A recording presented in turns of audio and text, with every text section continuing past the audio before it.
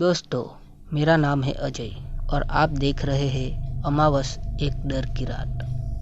दोस्तों, ये कहानी एक ऑटो रिक्शा वाले के साथ घटी एक सच्ची घटना है जो हमारे चैनल के माध्यम से सभी को बताना चाहते हैं। इस ऑटो रिक्शा वाले का नाम है दुर्गेश, जो हमारी चैनल के माध्यम से हम सभी को शेयर करते हैं। हम उन्हीं के दृष्टिकोण के माध्यम से आपको यह कहानी सुनाते हैं। मेरा नाम दुर्गेश है और मैं ऑटो रिक्शा चलाता हूँ। मेरी ज़्यादातर सवारी स्टेशन से ही होती थी।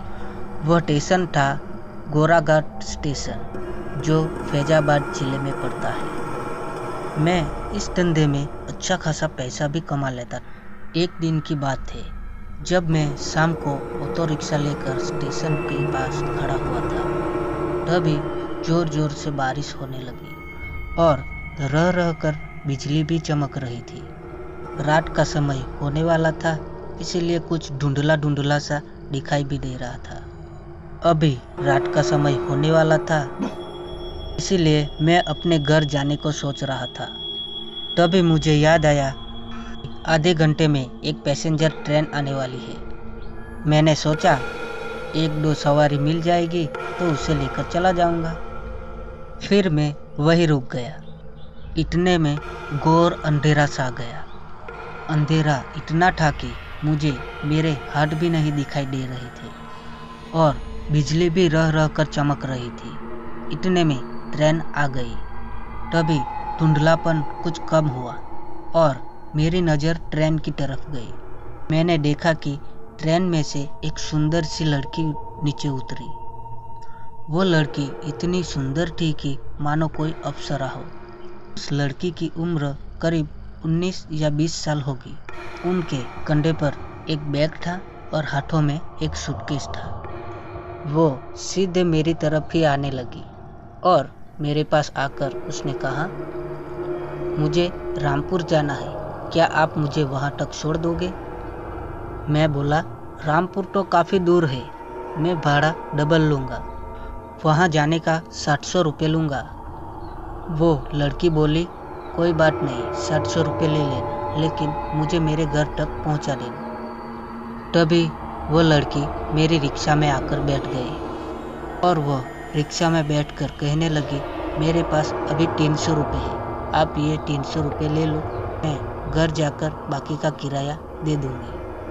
मैंने ऑटो स्टार्ट किया, फिर हम निकल पड़े उस लड़की के घर की ओर। मैं अपनी ऑटो रिक्शा चला रहा था। मैंने देखा कि वो लड़की पूरे रास्ते अपनी गर्दन झुकाए बैठी हुई है।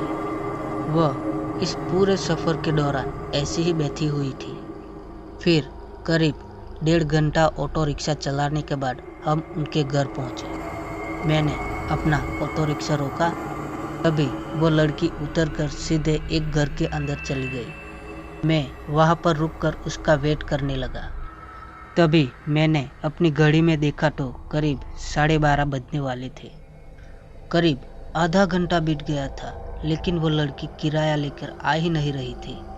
अभी 1 बजने वाला था। ऐसे तो मुझे काफ़ी देर हो जाएगी। ये सोचकर मैं अपनी ऑटो रिक्शा से नीचे उतरा और इधर उधर देखने लगा। उस सड़क पर काफ़ी अंधेरा था। मैं उस घर के दरवाजे पर जाकर खटखटाने लगा। 2-3 बार दरवाज़ा खटखटाने के बाद किसी ने दरवाज़ा खोला। मैंने देखा कि वो एक बूढ़ी औरत है और वो अपनी आंखें मल रही थी। उसने मुझसे कहा, क्यों दरवाज़ा खटखटा रहे हो इतनी रात को, कौन हो तुम? तभी मैंने उस बूढ़ी औरत से कहा, थोड़ी देर पहले एक लड़की इस घर के अंदर आई है, उसने मुझे पूरा किराया नहीं दिया है, इसीलिए मैं दरवाज़ा खटखटा रहा था किराया लेने के लिए। तभी वो बूढ़ी औरत बोली, यहाँ पर तो ऐसी कोई लड़की नहीं रहती, यहाँ पर तो मैं और मेरा पति ही रहते हैं। ये सुनकर मुझे थोड़ा आश्चर्य हुआ। उस बूढ़ी औरत ने कहा, कुछ साल पहले मेरी बेटी यहाँ रहती थी, लेकिन वो अब यहाँ पर नहीं रहती है। तभी मेरी नज़र घर के अंदर एक दीवार के ऊपर गई। मैंने देखा कि उसी लड़की का फोटो उस दीवार पे टंगा हुआ था और उसके ऊपर मालाएं भी चढ़ाई गई थी। ये देखकर तो मैं पूरा घबरा ही गया और मेरा शरीर सुन्न पड़ गया।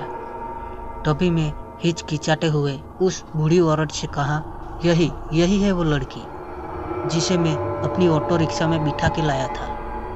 तभी उस बूढ़ी औरत ने रोते रोते कहा, बेटा ये कैसे हो सकता है, क्योंकि यह तो 5 साल पहले ही ट्रेन के नीचे आकर मर गई थी। यह सुनकर तो मेरा पूरा शरीर ही कपकपाने लगा और मेरे हाथ पांव पूरी तरह से ठंडे पड़ गए थे। तभी मैं कपकपाते हुए बोला, मैं चाहता हूँ, मुझे कोई पैसे नहीं चाहिए।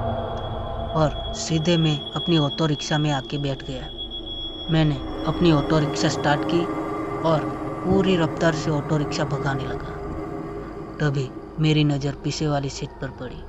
जिस जगह पर लड़की बैठी थी वहाँ पर कुछ रुपए पड़े हुए हैं। मैंने उठाकर देखे तो वो 400 रुपये थे। ये पैसे अब मैं घर कैसे ले जाता?